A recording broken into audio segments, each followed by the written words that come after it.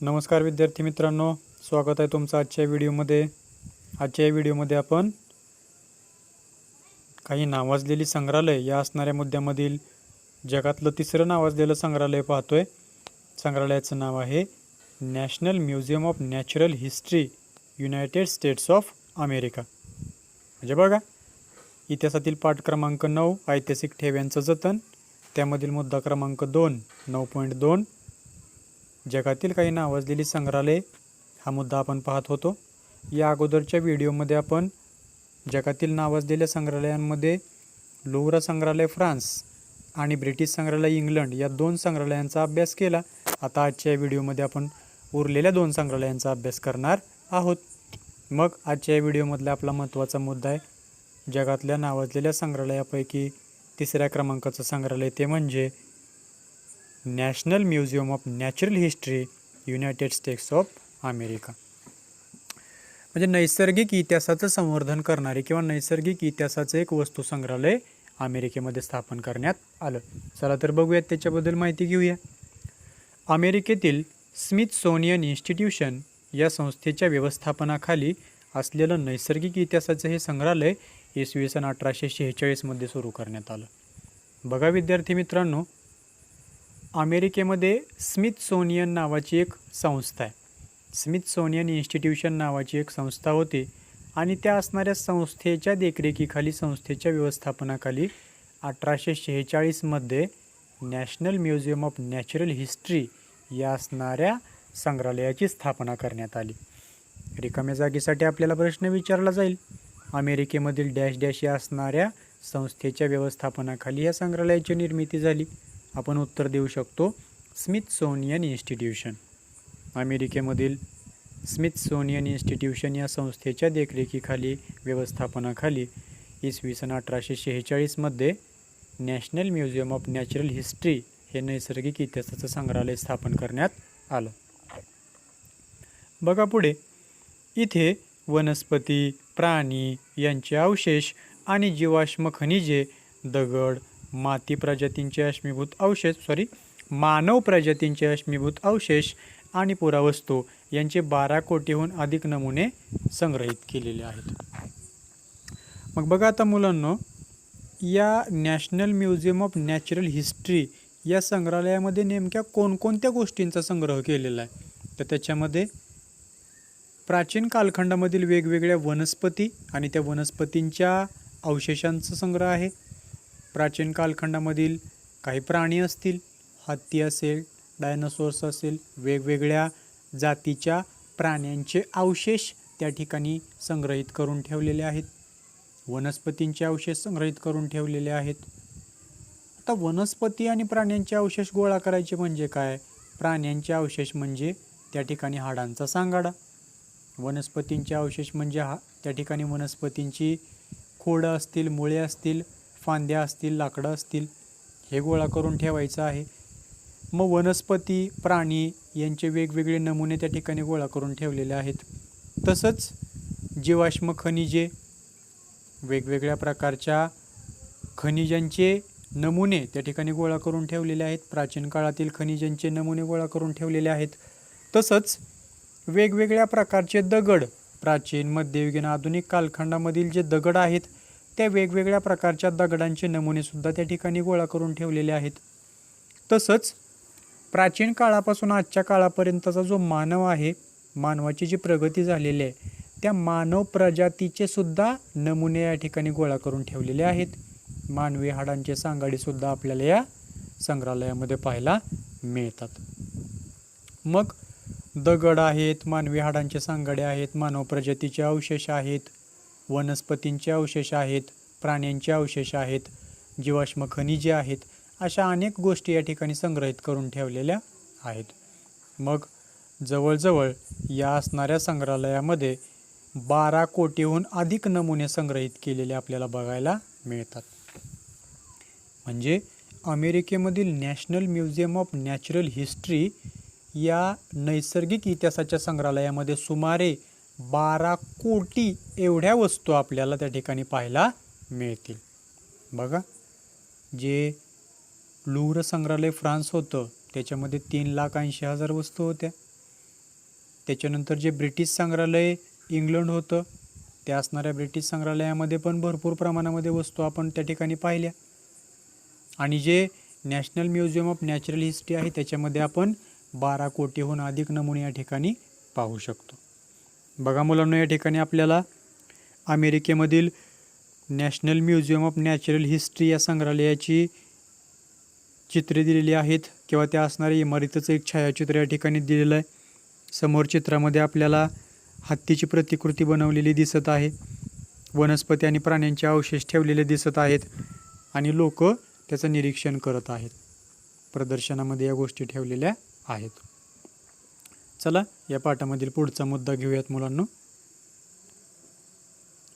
पुढचा मुद्दा आहे बघा, भारतातील प्रसिद्ध संग्रहालय. आता आपण जगभरामधली नावाजलेली संग्रहालय पाहिली.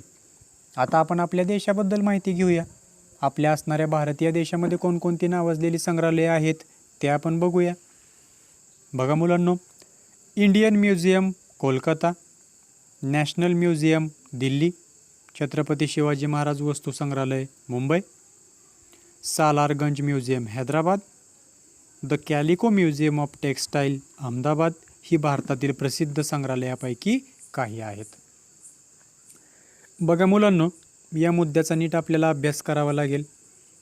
2 गुणांसाठी आपल्याला संकल्पना चित्र पूर्ण करा अशा असणाऱ्या प्रकारामध्ये हा प्रश्न विचारला जाऊ शकतो.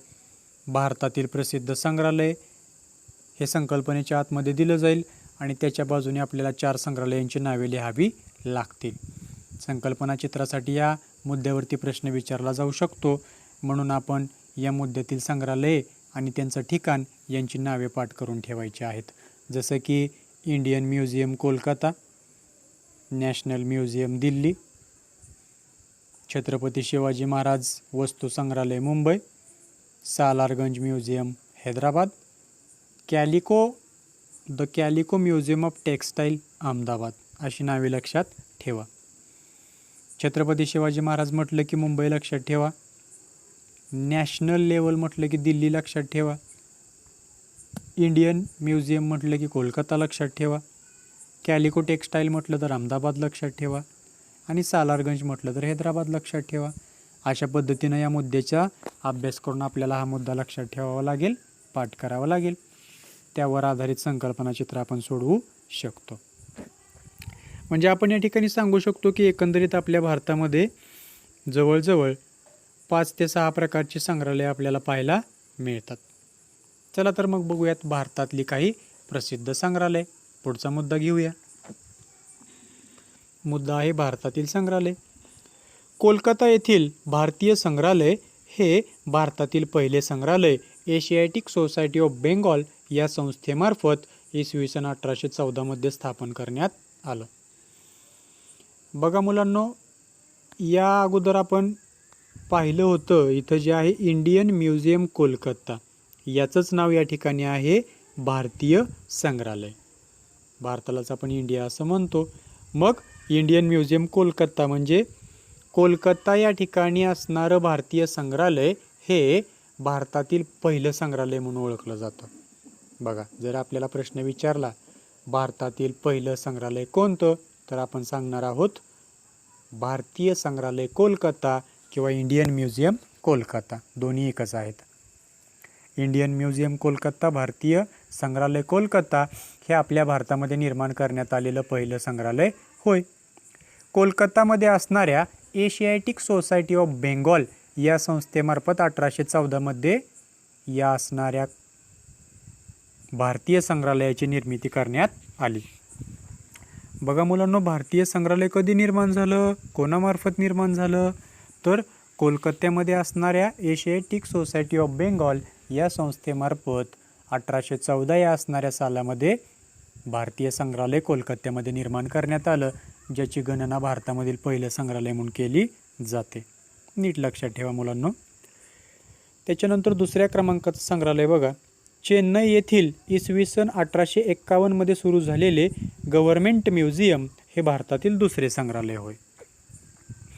भारतीय संग्रहालय कोलकाता म्हणजे कोलकाता या असणाऱ्या शहरामध्ये भारतीय संग्रहालय किंवा इंडियन म्युझियम नावाने भारतातलं पहिलं संग्रहालय 1814 स्थापन झालं. त्याच्यानंतर चेन्नईमध्ये असणारं गव्हर्मेंट म्युझियम हे भारतातलं दुसरं संग्रहालय 1851 या असणाऱ्या वर्षी स्थापन करण्यात आलं. चेन्नई या शहरामध्ये असणारं गव्हर्मेंट म्युझियम नावाचं संग्रहालय हे भारतातलं दुसऱ्या क्रमांकाचं संग्रहालय, ज्याची निर्मिती 1851 मध्ये झाली. त्यानंतर बघा, इसवी सन 1949 मध्ये दिल्लीतील राष्ट्रीय वस्तू संग्रहालयाची नॅशनल म्युझियमची स्थापना झाली. भारतातलं तिसरं वस्तू संग्रहालय निर्माण झालं 1949 या असणाऱ्या वर्षी दिल्लीमध्ये. तर बघा, इसवी सन 1949 मध्ये दिल्ली, आता आपल्याला सगळ्याला माहिती आहे दिल्ली ही आपल्या देशाची राजधानी आहे. मग दिल्ली या असणाऱ्या राजधानीच्या ठिकाणी आपल्या देशाचं राष्ट्रीय पातळीवरचं एक संग्रहालय 1949 मध्ये निर्माण करण्यात आलं. त्याला नाव दिलं राष्ट्रीय वस्तू संग्रहालय, त्यालाच म्हटलं नॅशनल म्युझियम. हे तिसऱ्या क्रमांकाचं संग्रहालय. पहिलं संग्रहालय 1814, दुसरं 1851, तिसरं 1949. पहिलं कोलकात्यामध्ये, दुसरं चेन्नईमध्ये, तिसरं दिल्लीमध्ये. हे लक्षात ठेवा. आज मी तिला भारतातील विविध राज्यांमध्ये अनेक संग्रहालये आहेत. बहुतेक मोठ्या संग्रहालयांची स्वतःची अभिलेखागारे आणि ग्रंथालये असतात.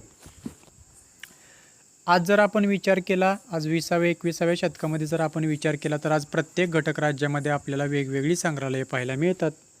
म्हणजे आज तागायत जर आपण विचार केला तर आजच्या काळामध्ये भारतामध्ये आपल्याला फक्त 3च नाहीत तर अनेक संग्रहालये पाहायला मिळतात. आणि जी मोठी संग्रहालये असतात ती मोठी संग्रहालये आपल्या असणाऱ्या सोयीसाठी स्वतंत्र अशी अभिलेखागारे आणि ग्रंथालये सुद्धा चालवत असतात. मोठ्या असणाऱ्या संग्रहालयांची अभिलेखागारे आणि ग्रंथालये सुद्धा असतात, ज्याच्यामार्फत ग्रंथ आणि कागदपत्रे प्रदर्शित करून ठेवली जातात, संग्रहित करून ठेवली जातात. काही संग्रहालये विद्यापीठांशी संलग्न असतात आणि संग्रहालयातर्फे संग्रहालय शास्त्र या विषयाचे विविध अभ्यासक्रम शिकवले जातात.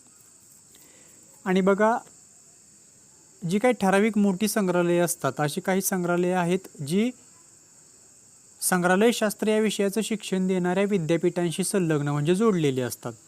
आता जसं की आपण सांगू शकतो, उदाहरणार्थ जर आपल्याला डॉक्टर बनायचं असेल, MBBS बनायचं असेल, तर डॉक्टर आणि MBBS मेडिकलची जी कॉलेज असतात, ही सगळी मेडिकलची कॉलेजेस गव्हर्मेंट हॉस्पिटलला संलग्न असतात. म्हणजे गव्हर्मेंट हॉस्पिटलला जॉईन असतात, संलग्नित केलेले असतात, जोडलेले असतात. का तर त्या हॉस्पिटलमध्ये जाऊन विद्यार्थी त्या ठिकाणी मेडिकलचं किंवा वैद्यकशास्त्राचं ज्ञान घेऊ शकतात, प्रात्यक्षिक करू शकतात, प्रत्यक्ष आपला सराव प्रॅक्टिस करू शकतात. मग अगदी त्याच पद्धतीनं आपण या ठिकाणी सांगू शकतो की संग्रहालय शास्त्राचा जर अभ्यास करायचा असेल तर हे संग्रहालय शास्त्रसुद्धा विद्यापीठाशी जोडलेली असतात. म्हणजे विद्यार्थी संग्रहालय शास्त्र या असणाऱ्या विषयाचा अभ्यास विद्यापीठामधनं करतात, त्या विद्यार्थ्यांना या संग्रहालयाचा वापर करता येतो किंवा त्यांची मदत होते. मग भारतामध्ये अशी काही विद्यापीठे आहेत जी विद्यापीठे संग्रहालय शास्त्र या विषयाचं प्रशिक्षण देतात, तो विषय शिकवतात आणि त्या विषयाचं शिक्षण विद्यार्थ्यांना देतात. मग अशी कोणती विद्यापीठे आहेत जी विद्यापीठे संग्रहालयांना जोडलेली आहेत आणि त्याच्या माध्यमामधून संग्रहालय शास्त्र हा विषय शिकवला जातो, त्यांची नावे आपण आता पाहूया. संग्रहालय शास्त्रातील पदवी आणि पदविका अभ्यासक्रम उपलब्ध करून देणाऱ्या भारतातील काही प्रमुख संस्था आणि विद्यापीठे. बघा मुलांनो, जसं की मी तुम्हाला म्हटलं, आपण 12वी नंतरचं जे शिक्षण घेतो त्याला आपण विद्यापीठीय शिक्षण असं म्हणतो. मग आर्ट शाखेमधलं BA असेल, विज्ञान शाखेमधलं BSc असेल किंवा कॉमर्स किंवा वाणिज्य शाखेमधलं कॉमर्स असेल, या गोष्टी आहेत. तर हे जे शिक्षण आपण घेतोय तशाच प्रकारचं शिक्षण संग्रहालय शास्त्र विषयाचं सुद्धा दिलं जातं. मग संग्रहालय शास्त्र विषयाचं शिक्षण देणारी सुद्धा काही विद्यापीठे असतात, काही संस्था असतात, काही कॉलेजेस असतात. त्यांची नावे आपल्याला या ठिकाणी दिलेली आहेत, ते आपण पाहूया. बघा, आपल्या भारतामध्ये संग्रहालय शास्त्र हा विषय शिकवणाऱ्या अनेक संस्था आहेत. त्या पुढील प्रमाणे. पहिली संस्था आहे राष्ट्रीय वस्तू संग्रहालय दिल्ली. बघा, संग्रहालय शास्त्र हा विषय शिकवणारी पहिली संस्था दिल्लीमध्ये, जिचं नाव आहे राष्ट्रीय वस्तू संग्रहालय. दुसरी संस्था आहे महाराज सयाजीराव विद्यापीठ वडोदरा. वडोदरा शहरामध्ये महाराज सयाजीरावांच्या नावाने एक विद्यापीठ स्थापन केलं आहे आणि त्या विद्यापीठाच्या माध्यमामधून संग्रहालयशास्त्र हा विषय शिकवला जातो. संग्रहालयशास्त्र विषयामध्ये पदवी आणि पदविका अभ्यासक्रम पूर्ण करून घेतला जातो. कोलकाता विद्यापीठ कोलकाता.